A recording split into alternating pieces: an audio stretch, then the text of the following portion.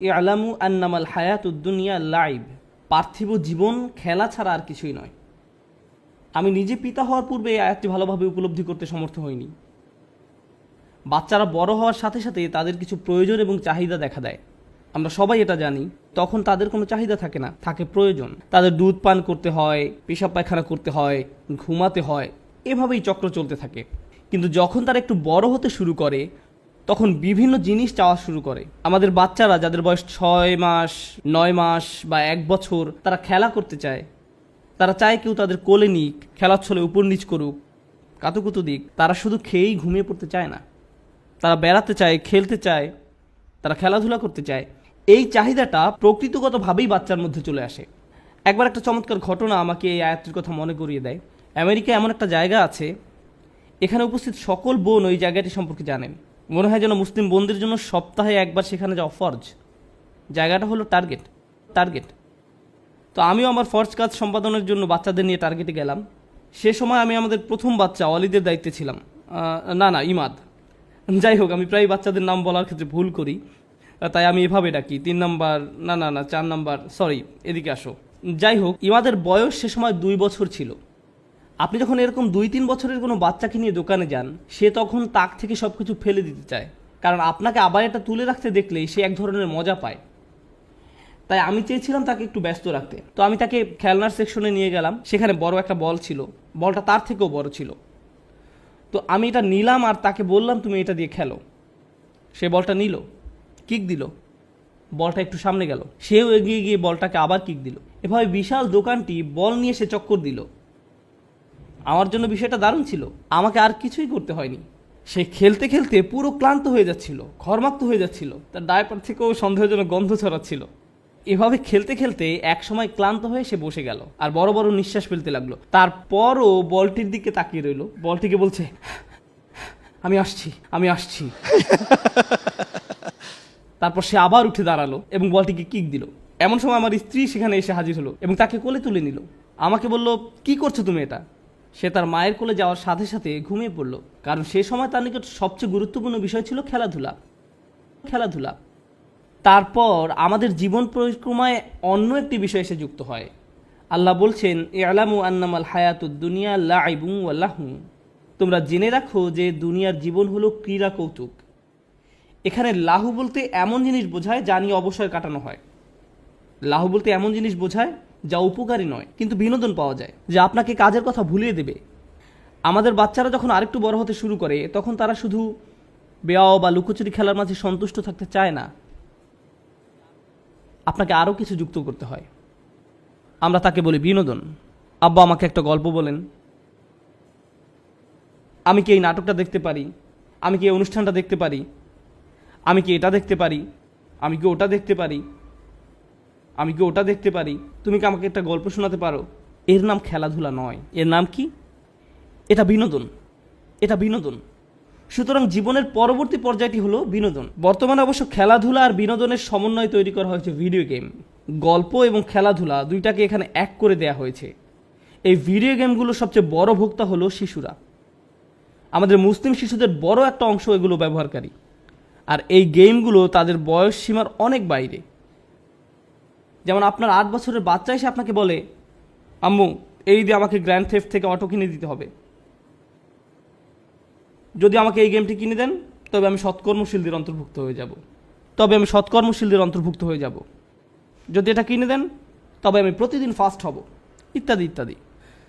তাহলে প্রথমে ছিল খেলা, দ্বিতীয়ত ছিল বিনোদন, তারপর আল্লাহ তৃতীয় পর্যায়ের কথা উল্লেখ করেন, ওয়াজিনাতুন,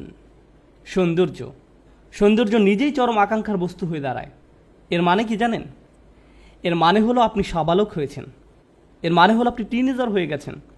আপনি এখন সম্পূর্ণ আচ্ছন্ন হয়ে পড়েছেন নিজের সৌন্দর্য নিয়ে। আপনার বয়স যখন 9 বা 10 বছর ছিল, আপনার জুতা ম্যাচিং করেছে কি না, আপনার পোশাক কেমন ছিল, সেটা নিয়েও কোনো মাথা ব্যথা ছিল না, বা অন্য কারো পোশাকের দিকেও আপনি ভ্রুক্ষেপ করতেন না। এখন আপনি যদি 13 বছর বয়সের কোনো বোন হয়ে থাকেন, আপনি হয়তো 30 মিনিট ধরে আয়নার সামনে দাঁড়িয়ে নিজের হিজাব ঠিক করেন, কিন্তু যদি এক পাশ অন্য পাশ থেকে কিছুটা উঁচু হয়, জোরে জোরে মাথায় থাপ্পড় দিতে থাকেন এটাকে নিচে নামানোর জন্য, কিন্তু এটা নিচে নামছে না। এমন সময় আপনার আম্মু দরজায় নক করে জিজ্ঞেস করেন, সব কিছু ঠিক আছে তো? হ্যাঁ, সব কিছু ঠিক আছে। অন্যদিকে ছেলেদের ক্ষেত্রে এখনো তাদের কোনো দাড়ি গজায়নি, কিন্তু তারা মনে করে যে এই একটা দুইটা গজিয়েছে, আয়নার সামনে দাঁড়িয়ে বারবার দেখতে থাকে, হ্যাঁ হ্যাঁ আমার দাড়ি গজাচ্ছে, ও আমি এটা দেখতে পাচ্ছি। আবার যাদের মুখ ভর্তি দাড়ি উঠেছে তারা পেন্সিলের মতো করে এটাকে সাজিয়ে রাখে, মনে হয় যেন একটা শৈল্পিক রূপ দিয়ে এটাকে ছাটা হয়েছে, কোনো এক ইঞ্জিনিয়ারের মহৎ কর্ম। আপনারা খেয়াল করেছেন? এমনকি টাক মাথার ছেলেটাও দেখা যায় আয়নায় দাঁড়িয়ে এমন করছে। আমি দেখেছি যখন তরুণ ছেলেরা জুমার নামাজে মসজিদে আসে, তারা রাস্তার পাশে দাঁড়িয়ে থাকা প্রত্যেকটি গাড়ির আয়নায় নিজের চেহারা দেখে, চুল ঠিক করে। দৃশ্যটা বেশ মজার, বিশেষ করে যদি আপনি গাড়ির ভেতরে থাকেন আর তারা তা জানে না। সত্যি বেশ মজার। যাই হোক, সৌন্দর্য একটি চরম আকাঙ্ক্ষার বিষয় হয়ে দাঁড়ায়। আপনি চান আপনাকে যেন সুন্দর দেখায়, আবার আপনি সুন্দর কারো প্রতি আকৃষ্ট হয়ে পড়েন। আপনি সুন্দর গাড়িতে চড়তে ভালোবাসেন।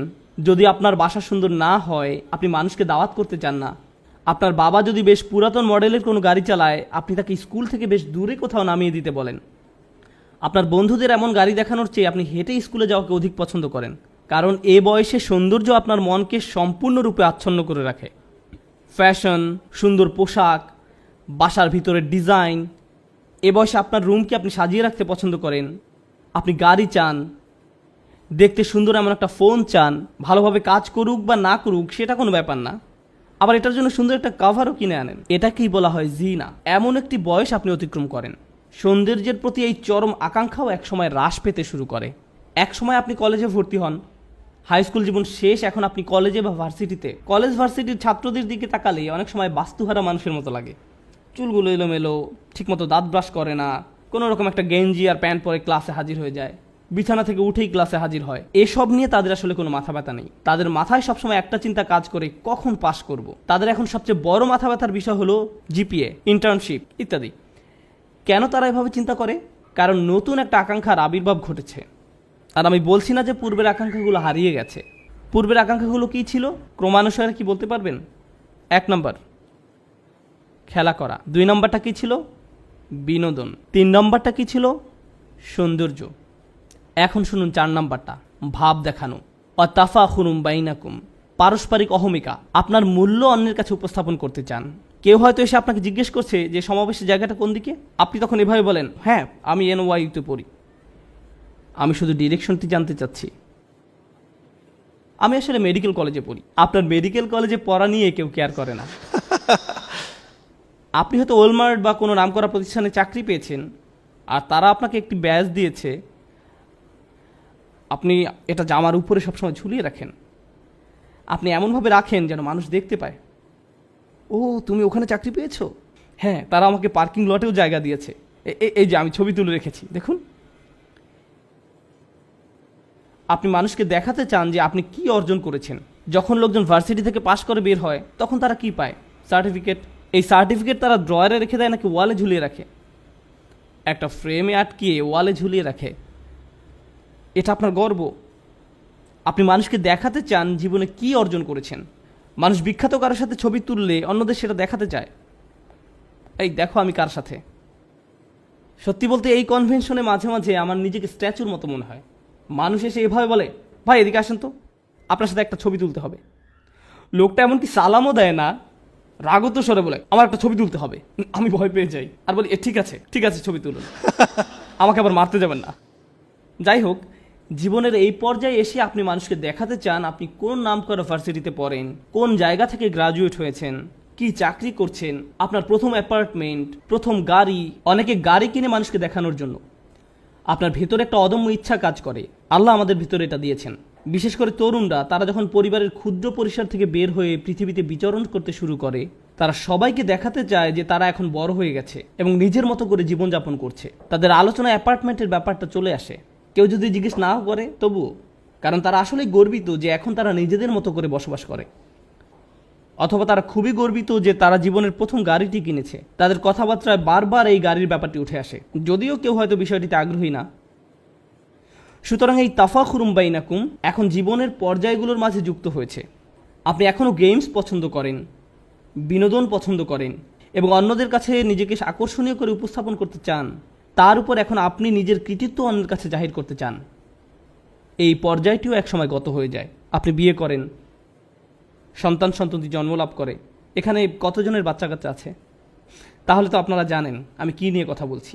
এখন আপনার সার্বক্ষণিক চিন্তাভাবনা আপনার ছেলে মেয়েদেরকে নিয়ে, সারাক্ষণ এটা নিয়ে চিন্তিত থাকেন। তাদের কি প্রয়োজন, আমাদের আগামীকালের সকালে নাস্তা কেনা হয়েছে কিনা, স্কুলের ইউনিফর্ম কি রেডি আছে, গ্রীষ্মকালীন ছুটি কখন শুরু হবে, এই ছোট অ্যাপার্টমেন্টে আর আমরা থাকতে পারছি না, আমাদের বড় কোনো বাসায় উঠতে হবে, কারণ এতজন ছেলে মেয়ের জন্য এখন আর এখানে জায়গা হচ্ছে না, জামা কাপড় প্রতিনিয়ত জুতার সাইজ বড় হয়ে যাচ্ছে, বড় বোনের ব্যবহৃত পিঙ্ক কালারের জুতা ছোট বোন আর ব্যবহার করতে চায় না, ইত্যাদি ইত্যাদি। তাই আপনাকে এখন নতুন জুতা কিনতে হবে। ফলে এখন আপনি টাকা উপার্জন নিয়ে খুবই উদ্বিগ্ন থাকেন, আপনার নিজের জন্য এবং ছেলে মেয়েদের ভবিষ্যতের সেভিং নিয়ে আপনি সর্বদা চিন্তামগ্ন থাকেন। আপনার মোবাইলের অ্যাপ থেকে আপনি প্রতিনিয়ত কয়েক ঘন্টা পর পর অ্যাকাউন্ট চেক করতে থাকেন, টাকাগুলো কি এখনো আছে, আবার চেক করে দেখি, আচ্ছা এখনো আছে, হায় হায় গ্যাস কোম্পানি অটোমেটিকভাবে বিল কেটে নিয়ে গেছে। আর এভাবে যতবার অ্যাকাউন্টে মাইনাস দেখেন ততবার আপনার অন্তর পুড়ে যায়, আপনি বুকে হাত দিয়ে বসে পড়েন। আল্লাহ বলেন ওয়াতাকাসুরুন ফিল আমওয়ালি ওয়াল আওলাদ, ধন সম্পদ ও সন্তান সন্ততিতে আধিক্যের প্রতিযোগিতা মাত্র। প্রসঙ্গত আপনি যখন জীবনের এই পর্যায়ে আসবেন যে সময়ে আপনি টাকা পয়সা উপার্জন, সেভিংস, অবসরের প্ল্যান ইত্যাদি নিয়ে উদ্বিগ্ন থাকেন, অথবা আপনার ছেলে মেয়েদেরকে কলেজের খরচ নিয়ে চিন্তিত থাকেন, তরুণরা যারা এখনো জীবনের প্রাথমিক পর্যায়গুলোতে আছো, আর প্রাথমিক পর্যায়গুলো কি, খেলাধুলা, বিনোদন, তাদেরকে যদি আপনি টাকা জমানো নিয়ে প্রশ্ন করেন, তারা বলে আমি কখনোই আমার বাবা মায়ের মতো হব না, আমি বাসা বাড়ি নিয়ে কেয়ার করি না। ওকে, 20 বছর পর আমার সাথে এই ব্যাপারে আলাপ করবেন, আপনিও সেই একই পথের মধ্য দিয়ে যাবেন। আপনার পূর্বে হাজার হাজার লক্ষ লক্ষ মানুষ একই কালচক্রের মধ্য দিয়ে গত হয়েছেন। আমরা মনে করি যেসব জিনিস আমাদের সুখী করবে তার একটি সারাংশ আল্লাহ এই আয়াতে তুলে ধরেছেন। এই যে এইসবের পেছনে তোমরা ছুটে চলো, একজন শিশু মনে করে সে সুখী হবে যখন সে খেলাধুলা করবে, আর একটু বড় হলে মনে করে বিনোদন পেলে সুখী হবে, আর একটু বড় হলে মনে করে নিজেকে সুন্দর দেখালে অথবা সুন্দর কিছুর পাশে থাকলে সে সুখী হবে, আর একটু বড় হলে মনে করে কিছু একটা করে দেখাতে পারলে নিজেকে সুখী মনে হবে, তারপর আরও বড় হলে মনে করে অনেক টাকা পয়সা উপার্জন করতে পারলে সুখী হবে। সারা দুনিয়ার মানুষ তারা যে ধর্মেরই অনুসারী হোক না কেন, যখন কেউ কোনো বাড়ি ক্রয় করতে পারে তখন মনে করে যে আমি জীবনে কিছু একটা অর্জন করতে পেরেছি। যদি না পারে তখন আপনি যদি জিজ্ঞেস করেন তুমি কি চাও, আমি যদি কোনো সম্পদ অর্জন করতে পারতাম। তারা ভাড়া বাসায় বাস করে, তারপর সুন্দর কোনো বাড়ির সামনে দিয়ে যখন ড্রাইভিং করে যায়, এমনকি এটা যদি ছোট একটা বাড়িও হয়, মনে মনে ভাবে ইস যদি এরকম একটি বাড়ির মালিক হতে পারতাম, ব্যাপারটা খুব সুন্দর হতো, ব্যাপারটা খুব সুন্দর হতো। রিয়েল এস্টেট ওয়েবসাইটে গিয়ে বিভিন্ন ধরনের বাড়ির সুন্দর সুন্দর ফটোগুলো দেখতে থাকেন। আপনি হয়তো ভাবছেন 3-4 বছর পর অন্য কোনো শহরে যাবেন, কিন্তু আপনি এখন থেকেই ওই শহরের বিভিন্ন বাড়ির ছবি দেখতে শুরু করেন। বউকে ডেকে বলেন এই দেখো দেখো এই বাড়ির বেডরুমটা দেখো, এই বাড়ির বাইরের অংশটা দেখো, আর আপনি নিজেকে থামিয়ে রাখতে পারেন না। আল্লাহ আমাদের ভেতরে এটা দিয়েছেন। এটা হলো আয়াতের অর্ধেক। ব্যাপারটা ভালো, কারণ আমিও আমার নির্ধারিত সময়ের অর্ধেক পর্যন্ত এসেছি। এটা হলো আয়াতের অর্ধাংশ। এই দুনিয়ায় আমি আপনি যেসব কিছুর পেছনে ছুটে চলি, এই অর্ধাংশে আল্লাহ তার একটা সারাংশ তুলে ধরেছেন। দ্বিতীয় অংশে আল্লাহ এই বিষয়গুলোকে একটা কিছুর সাথে তুলনা করেছেন। আমি আশা করছি আপনারা গভীর মনোযোগ দিয়ে শুনবেন। আমি জানি সাউন্ড সিস্টেমে প্রচুর সমস্যা হচ্ছে, আমি আশা করছি আপনারা শেষ অংশটুকু মনোযোগ দিয়ে শুনবেন, কারণ সুখের সন্ধানে ছুটে চলা এই বিষয়গুলোর জন্য এই অংশেই রয়েছে আল্লাহর পক্ষ থেকে হেদায়েত বা পথ নির্দেশনা। আল্লাহ বলছেন কামাসালিল গাইসি আজাবাল কুফফারা নাবাতুহু, দুনিয়ার উপমা হলো বৃষ্টির মতো। আরবিতে বৃষ্টির জন্য যে শব্দটি ব্যবহৃত হয় তা হলো মাতার, কিন্তু গাইস শব্দের অর্থ হলো পরিমাণ মতো বৃষ্টি। এত বেশি নয় যার ফলে জমিনে বন্যা সৃষ্টি হয়, আবার এত কমও নয় যার কারণে জমিনে গাছ জন্মাবে না, একেবারে পরিমাণ মতো বৃষ্টি। আর এই ধরনের বৃষ্টিকে বলা হয় গাইস। এই জন্য যখন আমরা আল্লাহর কাছে বৃষ্টির জন্য দোয়া করি, আমরা সালাতুল ইস্তিগহাসা আদায় করি, কারণ আমরা যেমন তেমন বৃষ্টির জন্য দোয়া করছি না, আমরা দোয়া করছি গাইসের জন্য। আমরা পরিমাণ মতো বৃষ্টির জন্য দোয়া করছি, কারণ খারাপ বৃষ্টির কারণে মানুষ মারা যেতে পারে, বন্যা হয়ে যেতে পারে, এই বন্যা আপনাকে মেরে ফেলতে পারে। আল্লাহ আকাশ থেকে পাথর বৃষ্টিও বর্ষণ করতে পারেন। তাই আপনি গাইস চাইবেন যে বৃষ্টি প্রাণের সঞ্চার করে। তো আল্লাহ বলছেন দুনিয়ার যেসব কিছুর পেছনে তোমরা ছুটে চলো তার উপমা হলো পরিমাণ মতো বৃষ্টির মতো। আজাবাল কুফফারা নাবাতুহু, যে কৃষক জমিনে বীজ বপন করে সে এই বৃষ্টি দেখে দারুণ খুশি, কারণ এই বৃষ্টির ফলে তার জমিনে ফসল ফলবে। এই উপমায় একটা সুন্দর চিত্র অঙ্কন করা হয়েছে। কৃষকের জন্য আরবিতে যে শব্দটি ব্যবহার করা হয় তা হলো কুফফার। এখন আমরা সাধারণভাবে কাফের শব্দের একটা অর্থ জানি। কাফের শব্দের অর্থ কি? অবিশ্বাসী। কিন্তু এই আয়াতে কাফের শব্দের অর্থ এটা নয়। সূরা হাদীদের এই আয়াতে কুফফার শব্দের অর্থ হলো যে জমিনে বীজ লুকিয়ে রাখে। এই কুফার শব্দের শাব্দিক অর্থ একজন অবিশ্বাসীকে এই জন্য কাফের বলা হয় কারণ সে সত্যকে লুকিয়ে রাখে, এই জন্যই তাকে কাফের বলা হয়। যাই হোক, একজন কৃষককে সারা বছর ধরে অনেক পরিশ্রম করতে হয়। সর্বপ্রথম কোন কাজটা তাদেরকে করতে হয়? বীজ বপন করতে হয়, এটাই প্রথম কাজ। তারপর তাদেরকে জমিনের মাটি ঠিক করতে হয়, পানি দিতে হয়, কীটনাশক ব্যবহার করতে হয় এবং নিশ্চিত করতে হয় যেন জমিনে যথেষ্ট সূর্যের আলো পড়ে। এই সব কিছু তাদের করতে হয়, কিন্তু সর্বপ্রথম তাদের যা করতে হয় এবং সবচেয়ে পরিশ্রমের যে কাজটি তাদের করতে হয় তা হলো বীজ বপন করা, যখন তারা কুফফার থাকে। আল্লাহ এই পর্যায়টিকে উল্লেখ করেছেন কারণ এটাই সবচেয়ে পরিশ্রমের কাজ। আর এই সময় কৃষক তার পরিশ্রমের কোনো ফলাফল দেখতে পান না। তিনি জানেন না এই বীজ থেকে আসলে চারা গজাবে কিনা, অথবা পোকামাকড় এই বীজটা খেয়ে ফেলবে কিনা। তিনি জানেন না বৃষ্টি হবে কিনা, তিনি কিছুই পূর্ব থেকে জানেন না। আর বিষয়টা আমাদের মতো নয়। আমি প্রায় এই উদাহরণটা দিয়ে থাকি। আপনি যদি কোনো চাকরি করে থাকেন তাহলে আপনি মাসে একবার বা দুইবার বেতন পেয়ে থাকেন, কেউ কেউ অথবা প্রতি সপ্তাহে বেতন পেয়ে থাকেন। কৃষক কতবার বেতন পায়? বছরে একবার। তাকে সারা বছর পরিশ্রম করতে হয়, তারপর সম্ভবত বছর শেষে তার পরিশ্রমের ফলাফল পাবে। তাকে পরিশ্রম ঠিকই করতে হবে, কিন্তু ফসল পেতেও পারে আবার নাও পেতে পারে। এখন লোকটি সপ্তাহের পর সপ্তাহ জুড়ে পরিশ্রম করে যায়, তারপর একদিন ঘুম থেকে জেগে উঠে দেখে ফসলের জন্য পরিমাণ মতো বৃষ্টি হয়েছে। সে কি তখন খুশি হবে? হ্যাঁ, সে খুশি হবে। এক সময় সে দেখতে পায় বীজ থেকে চারা গাছ গজিয়েছে, গাছগুলো এখনো বড় হয়নি। যখন পরিপক্ক হবে তখন হয়তো সেগুলো উচ্চতায় তাকেও ছাড়িয়ে যাবে, কিন্তু এখন সেগুলো সবেমাত্র গজিয়েছে, আর তাতেই সে অত্যন্ত খুশি। তারপর আল্লাহ বলেন সুম্মা ইয়াহিজু, তারপর তা পেকে যায়। আমি আপনাদের বলছিলাম যখন পরিপক্কতা লাভ করে তখন সেই গাছগুলো উচ্চতায় তাকেও ছাড়িয়ে যায়। যখন ফসল পরিপক্কতা লাভ করে তখন একজন কৃষকের কি করা উচিত? আপনারা কৃষক নন, কেউ কেউ হতে পারেন, আমি জানি না। কেউ কি এমন অঞ্চল থেকে এসেছেন? যখন ফসল পরিপক্কতা লাভ করে তখন আপনারা কি করেন? তখন ফসল সংগ্রহ করতে হয়, ফসল কেটে ফেলতে হয়। কিন্তু আয়াতটি এখানে একটা অদ্ভুত মোড় নিয়েছে। আল্লাহ এখানে বলেননি এরপর সে ফসল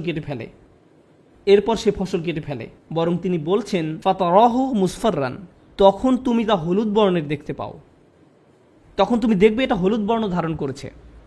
এখন এটা বুঝতে পারা গুরুত্বপূর্ণ, কোনো কৃষকই নির্বোধ না হলে তার ফসলকে হলুদ বর্ণ ধারণ করতে দিবে না। এখানে ধান বা গম গাছের কথা বোঝানো হয়নি। সবুজ থাকা অবস্থায় সেটা কেটে ফেলবে। যখন এটা ফ্রেশ থাকে, হলুদ বর্ণ ধারণ করা মানে গাছ মরে গেছে বা মরে যাওয়ার পথে আছে। তারপর আল্লাহ বলেন সুম্মা ইয়াকুনু হুতামান, এরপর তা হুতাম বা খড়কুটা হয়ে যায়। হুতাম হলো যা জমিনে খড়কুটা হয়ে পড়ে থাকে, যার প্রতি আমাদের কোনো মনোযোগ নেই। হেঁটে যাওয়ার সময় আপনার পায়ের নিচে পড়লে খটাস করে শব্দ হয়, কিন্তু আপনি এর প্রতি গুরুত্ব দেন না। যেমন শুকনো পাতা আপনার পায়ের নিচে পড়লে আপনি এভাবে বলেন না, ও আমি দুঃখিত, খেয়াল করিনি। আপনি এভাবে বলেন না, কারণ এটা শুধু অর্থহীন আবর্জনা। হুতাম শব্দের শাব্দিক অর্থ হলো যা আপনার পায়ের নিচে পড়ে, যার প্রতি আপনি কোনো গুরুত্বই প্রদান করেন না। এই উদাহরণটি দেওয়া হয়েছে যেন আমরা আমাদের জীবনটাকে উপলব্ধি করতে পারি। আমি এখনও এই উদাহরণটি ব্যাখ্যা করিনি, শুধু এটা বর্ণনা করলাম। আমার হাতে মাত্র 50 সেকেন্ড সময় আছে। আমি কি আরও 5 মিনিট সময় পেতে পারি? 5 মিনিট? এটা ইমাম সিরাজ ওয়াজের 5 মিনিটের মতো হবে না। আজকে যেহেতু আপনি আর মাইক পাচ্ছেন না, তাই আমি এরকম বলতেই পারি। ঠিক আছে, আমার 5 মিনিট সময় আছে। এই 5 মিনিটে প্রথম আকাঙ্ক্ষাটা কী ছিল? খেলা করা। কোনো খেলনা নিয়ে খেলা করার পূর্বে আপনি আপনার সন্তানকে খেলনার দোকানে নিয়ে গেলেন। ব্যাপারটা খারাপ হয়তো, তবু আপনি নিয়ে গেলেন। সে খেলনার দোকানের শেলফে রাখা খেলনাগুলোর দিকে চোখ বড় বড় করে তাকিয়ে থাকে। আপনি যদি তাকে অন্যদিকে নিয়ে যান, তবুও সে তার মাথা সেই খেলনার দিকেই ফিরিয়ে রাখে। আপনার হাত থেকে ছুটে যেতে চায়। সে ইতিমধ্যেই ভাবতে শুরু করে দিয়েছে সে কীভাবে ওই খেলনা ধরে রেখেছে, ওইটা নিয়ে খেলছে, তার মুখ ঘষছে, আর সব মজার মজার কত কী করছে। সে ইতিমধ্যে এটা কল্পনা করা শুরু করেছে। তাই সে আপনার কাছে বায়না ধরেছে, আম্মু প্লিজ আম্মু ওইটা আমাকে কিনে দাও প্লিজ। তাই আপনি খেলনাটি কিনে ব্যাগে রাখেন আর তাকে বলেন বাসায় যাওয়ার আগে এটা বের করতে পারবে না। সে গাড়ির পেছনের সিটে বসে খেলনার ব্যাগটি হাতে ধরে রাখে আর বারবার ব্যাগের মুখটা একটু একটু ফাঁকা করে খেলনা আছে কিনা দেখে। তারপর এক সময় বের করে আনে। না, আমি বলেছি এখন না, কিন্তু তবুও তার প্রত্যাশার কোনো কমতি নেই। ভাবতে থাকে, এটা দিয়ে খেলতে পারলেই চরম মজা হবে। আপনার বাচ্চাকে একটা খেলনার ব্যাগ দিয়ে রাখুন যেটা এখনো খোলা হয়নি, তারপর ব্যাপারটা ভিডিও করুন। অনেকক্ষণ যাবত তাকে এটা খুলতে দেবেন না, কারণ সেই সময়টুকু ওই খেলনার সাথে তার কাটানোর সবচেয়ে সেরা সময়। এটা ঠিক ওই কৃষকের মতো যে চরম চিন্তায় মশগুল থাকে, বৃষ্টি হবে তো, বৃষ্টি হবে তো, বৃষ্টি হবে তো। আর যখনই বৃষ্টি আসে সে চরম খুশি হয়ে যায়। যদিও এখনো ফসল বের হয়নি, যদিও এখনো গাছগুলো পরিপক্কতা লাভ করেনি, তারপরেও সে দারুণ খুশি। সে ভাবতে শুরু করে দেয়, আমি অনেক ফসল পাবো, বিক্রি করে অনেক টাকা পাবো। তো বাচ্চাটি চরম উত্তেজিত। অবশেষে সে বক্সটি খুলে খেলনাটি বের করে আনলো। সেটা নিয়ে ধরুন 3 ঘন্টা খেলা করলো। 3 ঘন্টা খেলা করলো, এরপর আপনি খেলনাটি কোথায় পাবেন? তোমার খেলনাটি কোথায়? জানি না তো। তুমি আমাকে কখনো আয়রন ম্যান কিনে দাওনি, দিয়েছে শুধু ক্যাপ্টেন আমেরিকা, দিয়েছে শুধু ক্যাপ্টেন আমেরিকা। আমি আয়রন ম্যান চেয়েছিলাম। অল্প কিছু সময়ের মধ্যে যা একটু আগে তার কাছে ছিল দুনিয়ার সবচেয়ে মূল্যবান জিনিস, তা এখন মূল্যবান হয়ে গেছে। আল্লাহ কোন বিষয়টিকে মূল্যহীন হিসাবে বর্ণনা করেছেন? কৃষি জমি। খেলনাটার জন্য সে এত লালায়িত ছিল, যখন সে পেল ভালোভাবে এটা থেকে উপকারও নেয়নি। কিছু সময়ের মধ্যেই তার কাছে এটা মূল্যহীন। আপনার বাচ্চা গ্র্যান্ড থেফট অটোর জন্য আপনার কাছে কান্নাকাটি করছিল, সেটার জন্য তাহাজ্জুদ পড়েছিল, সে রমজানের 27 তারিখে মসজিদেও গিয়েছিল আর দোয়া করেছিল, ইয়া আল্লাহ আমার এই গেমটা দরকার, আমি প্রতিজ্ঞা করছি 1 সপ্তাহের মধ্যে শেষ করে ফেলবো, আমি সব লেভেল শেষ করব, আমি ওয়াদা করছি। অবশেষে সে গেমটা পেলো, সে পুরো গেমটা খেলা শেষ করলো। তারপর একদিন আপনি রান্নাঘরে আপনার পায়ের নিচে একটা সিঁড়ি পড়ে থাকতে দেখলেন। এই সিঁড়িটা এখানে কোত্থেকে এলো? আমি না তোমাকে এটা কিনে দিয়েছিলাম। এটা তেমন ভালো লাগেনি, আগেরটা এর চেয়ে ভালো ছিল। বিনোদনের ক্ষেত্রেও এমন ঘুরতে দেখা যায়। নতুন মুভি আসলে সিনেমা হলের সামনে বিশাল লাইন দেখা যায়, যেটা হজের ভিসার লাইনে দাঁড়ানোর চেয়েও লম্বা লাইন হয়। মুভিটা দেখার জন্য মানুষ বাইরে অপেক্ষা করতে থাকে। আমার মনে আছে আগের দিন স্টার ওয়ার মুভি মুক্তি পাওয়ার দিনে মানুষকে দেখতাম জেরাই ড্রেস পরে মুভি দেখতে আসতো। মনে হয় যেন ইহরামের কাপড় পরে অপেক্ষা করছে কখন জান্নাতের গেট খোলা হবে। যাই হোক, তারপর তারা সিনেমা হলে ঢুকে মুভিটা দেখে এবং বলে নিম্নমানের স্পেশাল এফেক্ট দেয়া। আমার গল্পটা অত ভালো লাগেনি। বু, আপনি এর জন্য এত লালায়িত ছিলেন, অল্প সময়ের মধ্যেই এটা আপনার নিকট মূল্যহীন হয়ে গেল। আবার আমাদের মাঝে অনেকেই এমন আছে যারা গাড়ির জন্য তীব্র আকাঙ্ক্ষা পোষণ করে। হয়তো আপনি ইয়াকুরা NSX গাড়ির মালিক হতে চান, আমি জানি না। এরপর এক সময় আপনি গাড়িটি কিনলেন। কি মজা! আপনার ভার্সিটির সামনে দিয়ে যাওয়ার সময় একটু স্লো মোশনে চালান, কার ওয়াশের কাছে একটু বেশি আসা যাওয়া করেন। তারপর পরের বছর নতুন মডেলের গাড়ি বাজারে আসলো। এখন হঠাৎ করে আপনি গাড়ির হেডলাইট একটু নিচু করে রাখেন। গাড়িটি এখন খুব কুৎসিত মনে হয়। এটি এখন আর রাস্তায় চলাচলের যোগ্য নয়। গাড়ির ভিতর থাকলে নিজের উপর খুব রাগ হয়। এটি এখন মূল্যহীন আপনার কাছে। বাসায় বড়দের ক্ষেত্রেও এমন হয়। হায়, মাত্র 15 সেকেন্ড বাকি আছে আমার। তারা বাড়ি কিনে বাসায় নতুন কেউ আসলে তাকে পুরো বাড়ি ঘুরে দেখায়। তাকে দেখায় এটা বয়লার রুম, এই হলো আমাদের বাথরুম, এই হলো ফার্স্ট বাথরুম। কেউ আপনার বাথরুম দেখতে চায় না,